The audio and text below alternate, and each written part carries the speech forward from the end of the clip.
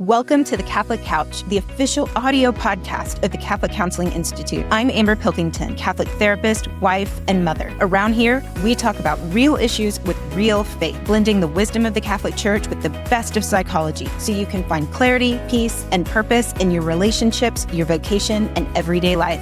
Whether you're folding laundry or driving the carpool, pull up a seat and let's go. Hey, everybody, and welcome back to the Catholic Couch, where we talk about the beautiful, messy, and meaningful intersections of Catholic faith and mental health, and give you real tools for real life. I'm Amber Pilkington, Catholic therapist, wife, mom, and woman who has absolutely cried because someone put the forks in the wrong part of the dishwasher. So if you're feeling a little fragile today, you're not alone. We're in the middle of a 5-part series on boundaries in Catholic marriage, and today's episode is one I think every couple, newlyweds, seasoned veterans, or we're just trying to make it to bedtime, needs to hear. Because today we're asking a deceptively simple question. Why do we keep missing each other when we try to communicate? You try to communicate clearly, but your spouse hears something totally different. Are we really speaking the same language here? Sometimes it doesn't feel like it. You try to be gentle, and they still get defensive. You think you're asking for help, and they think you're criticizing. What in the world is going on here? Well, that's what we're unpacking today. And of course, we'll be checking in with our 3 fictional but very relatable couples, Emily and Josh, Teresa and Mike, and Carmen and Leo. Because sometimes the best way to understand your own dynamic is to see it played out in someone else's story. But before we dive into their stories, I want to say this. If you've ever walked out of a conversation thinking, how did that go so wrong? Or feeling like you want to bang your head against the wall and scream, this was so much easier when we were dating. You are not crazy.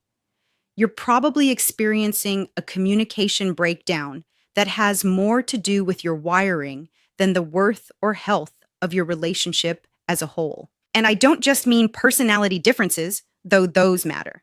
I mean the physiological, psychological, and relational patterns that shape how we hear, respond, and react. This episode is all about learning to recognize those patterns, not to place blame, but to reclaim choice.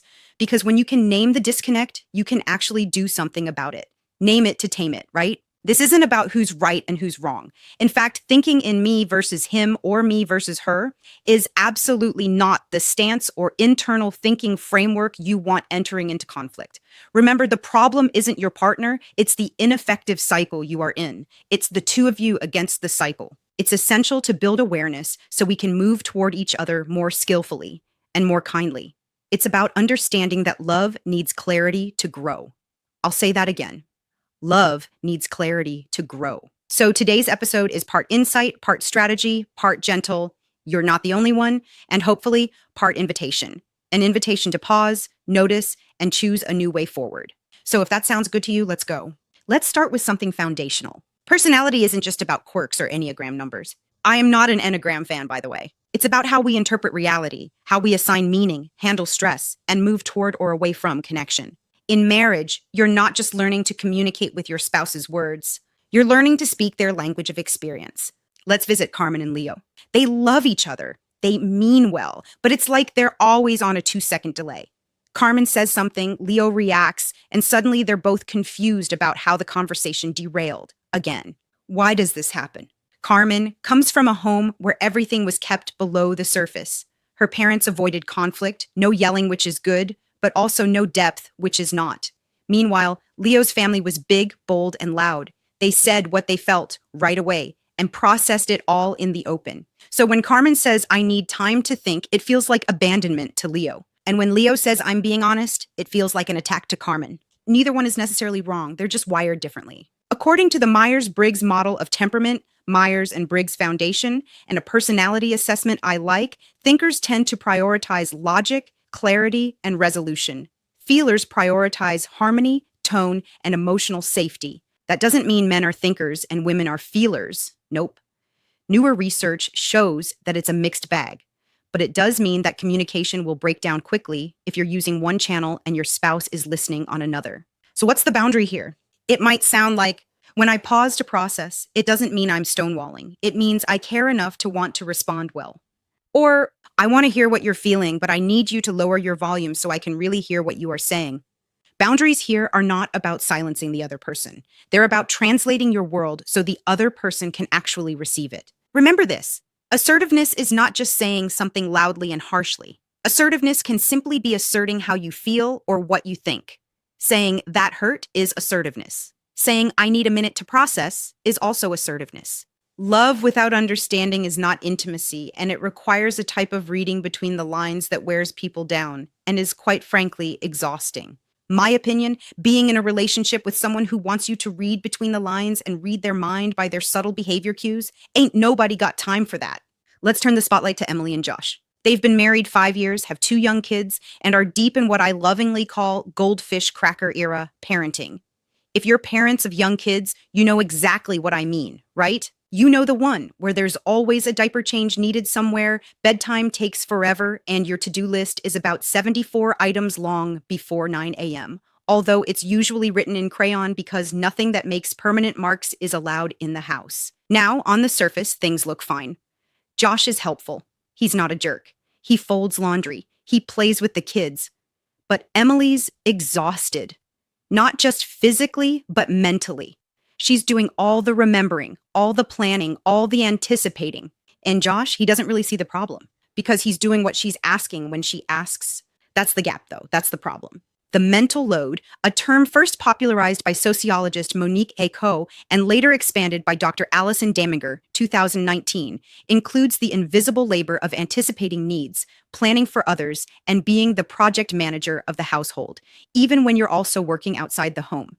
And here's the kicker, most of it goes unspoken, so it doesn't get shared. So it gets heavy. Here's what it sounds like in real life. Emily is thinking, okay, it's Josh's mom's birthday next week. I need to get a card, probably a gift. Oh, and the kids have a dentist appointment Thursday. I should remind him so he doesn't schedule a meeting. And wait, we're low on pull-ups and chicken nuggets. Add Target to the list. Meanwhile, Josh is thinking, Emily seems stressed. Maybe I'll unload the dishwasher. Helpful? Yes. Enough? Not even close. Now remember, this isn't about blame. It's about awareness. Josh isn't trying to drop the ball. He doesn't even see the ball. And in all fairness, Emily is doing a pretty good job of hiding the ball. So what does a boundary look like here? Sometimes it's saying, I'm not going to manage this alone anymore. I need us to sit down once a week and divide responsibilities before I burn out. Not with anger, not with shame, with clarity and love. And maybe a calendar with real pens this time. Okay, let's talk about Teresa and Mike. We don't want them to feel forgotten. They've been married over 2 decades. They volunteer at church, host the holidays, show up to every parish event with a smile and a casserole. But at home, let's just say things are quiet. Not peaceful quiet. More like that tense, subtle, tiptoe around each other kind of quiet. Now, Teresa's not one to stir the pot. And Mike, he's steady, loyal, shows up. But he doesn't really engage. Conversations stay surface level. Most things get done without much emotional connection. And that's starting to wear on Teresa. So last week, after noticing her own growing resentment, Teresa finally said, I feel like we're just sharing a house. I miss you. I want us to feel close again.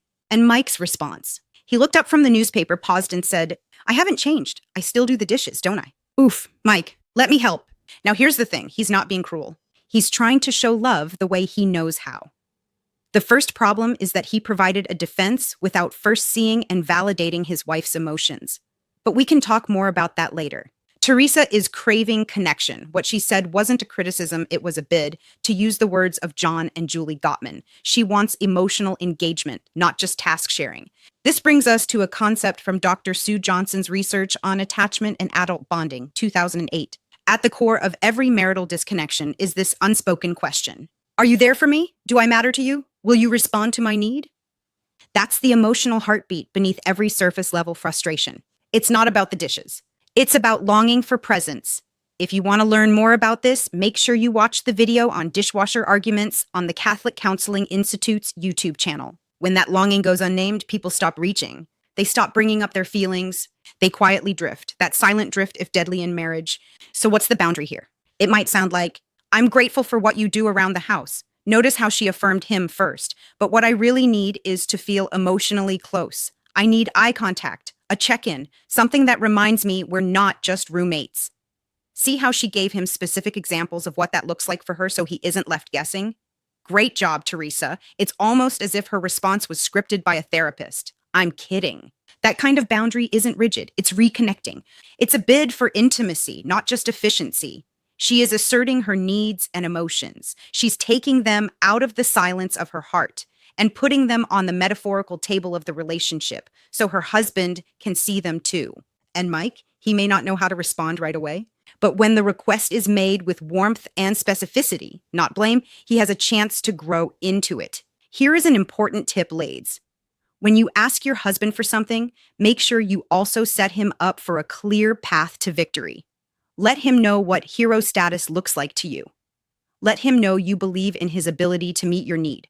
It's a bit like baseball. You can't guarantee a batter will knock it out of the park, but you can pitch that ball right in the middle of his swing zone, giving him the best possible chance for success. I request without a path sounds like a complaint because our partner often doesn't know what to do with it. And then they usually feel bad and become defensive or critical. You are not responsible for their response, but you can create the best possible conditions for success. Does that make sense? Leave me questions or feedback in the comments if you want more explanation about any of these comments. Because here's the truth. Many spouses will rise to meet a need if we name it before we numb it. Whew, today we've covered a lot. And if you're sitting there thinking, oh no, I think we do any of that, please take a breath. This episode wasn't about pointing fingers. It's about naming the patterns that quietly create distance in marriage, even when both people genuinely want to love each other well. Let's recap where we've been. Carmen and Leo showed us how personality and nervous system wiring impact how we give and receive emotional cues. Emily and Josh highlighted the invisible weight of the mental load and the need to speak what we wish they'd just know. Teresa and Mike reminded us that surface-level peace can hide deeper disconnection, and that true closeness takes more than shared chores. The thread running through all of it? Misunderstanding. And the antidote? Curiosity and clarity. In John 8:32, Jesus says, "You will know the truth, and the truth will set you free." That includes the truth about your marriage, the truth about your emotions, the truth about your needs, not in a harsh, accusatory way, but in a steady, honest way that says, I want to see you clearly because I want to love you deeply.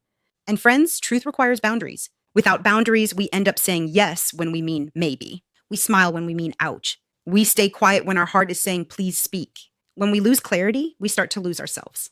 But here's the good news. Every time you name what's real with tenderness and courage, you take one step closer to true intimacy.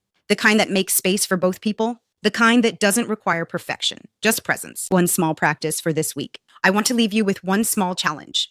Instead of assuming, ask. One time this week, maybe after a disagreement or when you feel a little disconnected, ask your spouse, what did you hear me say just now? That one question can open a doorway to understanding. Not always perfectly, but more than you might think. Every marriage has miscommunications. The difference is whether you treat those moments as dead ends or as invitations to deeper knowing. In our next episode, we're heading into one of the hardest but most important parts of this boundaries journey. What happens when you set a boundary and your spouse gets mad? We'll explore what resistance really means, how to respond without shutting down, and why Catholic marriage isn't about keeping the peace at all costs. It's about making room for peace. So make sure you're subscribed, and if this episode gave you something helpful to think about, would you do me a favor? Leave a review, share it with a friend. It's the best way to help more Catholic women find support, language, and hope. And remember, as always, I'll leave a place for you here on the Catholic couch.